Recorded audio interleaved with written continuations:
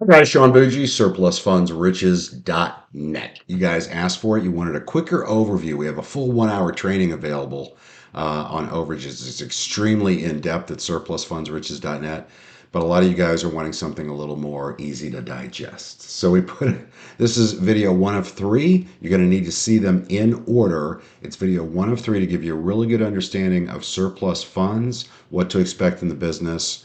A lot of information, guys, in a short amount of time. So let's jump right into it. This is our intro portion. This is video one of three.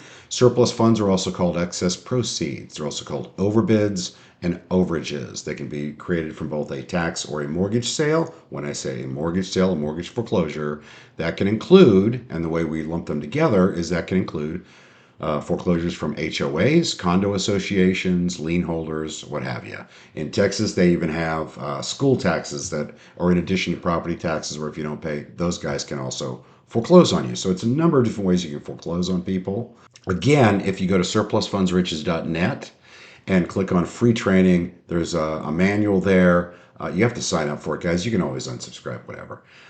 There's a free training manual there and a free 1 hour video that's really in depth. But this series of three videos is designed to get you through quick. The bottom line is surplus funds or overages, excess proceeds are the money left over after a foreclosing entity was paid out. So for instance, Bank of America is foreclosing on someone.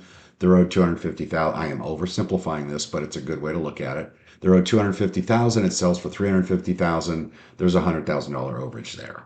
Now, notice, guys, I did not say there's $100,000 there owed to the person on whatever list you got. And you can get surplus funds lists easily online. You can buy them.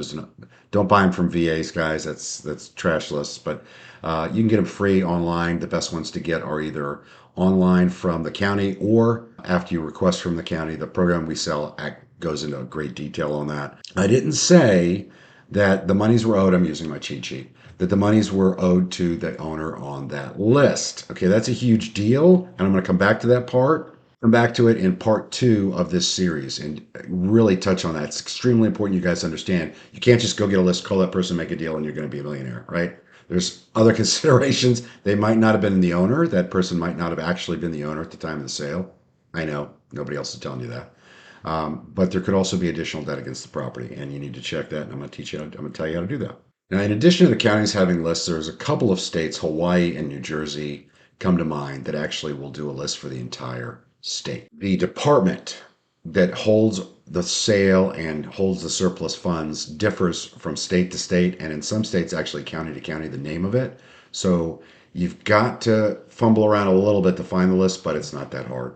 In addition, the people that you'd be dealing with to retrieve it, and I'm getting ahead of myself a little bit here, would be people like the clerk of the court in some instances, masters in equity, bookkeepers actually in some instances, auditors for the county.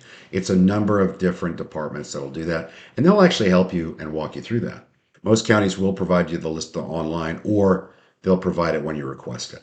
All right, let's come back to this. So the mistake that almost everyone makes is they think that the dollar amount owed on that list is owed to that owner on that list, that person listed on the surplus funds, overages, overbids, whatever you want to call it, list. And they assume that owner listed there was the actual owner.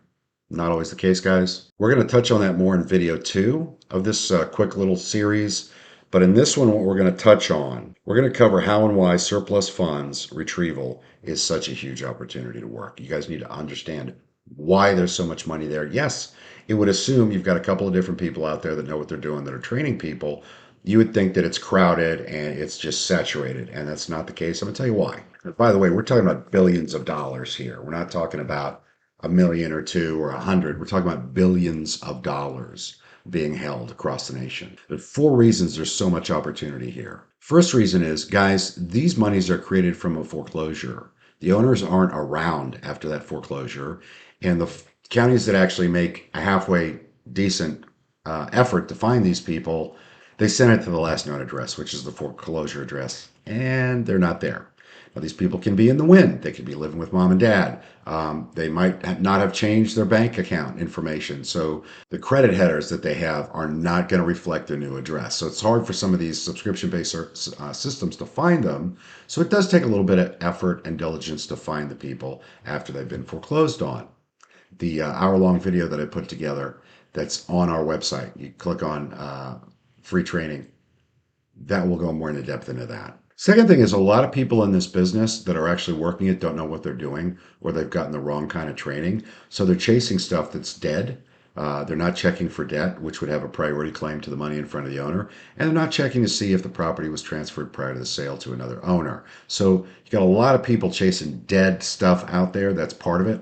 They're also using really poor closing and negotiation methods. For instance, they'll say, hey, I'll tell you where the money is once you sign my agreement. Well, it doesn't get any more shady than that. They're also telling people the wrong dollar amounts because they're not researching debt and they're not using an attorney, so they can't research additional debt that you can't find online. There's a lot of mistakes being made. So there's an incredible amount of burnout in this industry because people aren't being trained correctly. By the way, if you failed using somebody else's program, 30% of my buyers started with somebody else. We would love for you to come on board, buy our training, and come on board and we'll partner with you. Final reason there's so much money there, and guys, I promise you, I'm not wearing a tinfoil hat right now. This isn't a conspiracy theory thing. The states want to keep the money. They are doing everything they can to keep this money. The counties aren't usually the issue. The counties or the department, the local municipality department that's holding it, eventually sends it to the state in most instances, okay? When they do that, the state keeps it. Now, sometimes there's abandonment laws where after a certain amount of time, people cannot make a claim on it. We've got one state that we know of that actually hides it, will not put the name, a lot of states actually do this, won't put the name on the state unclaimed funds website.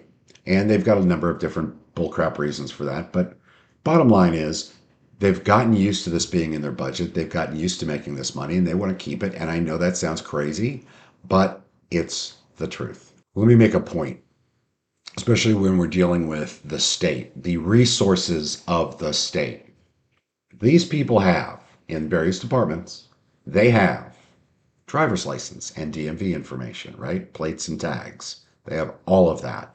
They have marriage and death records. They have voter records. They have fishing licenses, concealed carry licenses, hunting licenses.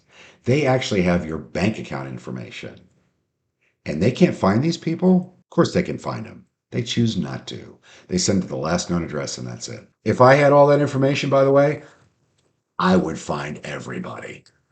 So, having said that, do you think we're a predatory business? Do you think we're taking advantage of people, right? Or do you think we're actually wearing the white hats? That's how I think. I think we're wearing the white hats because we are returning money to the person it's actually due to. I actually had a conversation, real quick here. I had a conversation with a clerk over a tax overage list. And she said, why do you want the list? She said, do you want to return the money to people? I said, absolutely. And she goes, they don't deserve the money back.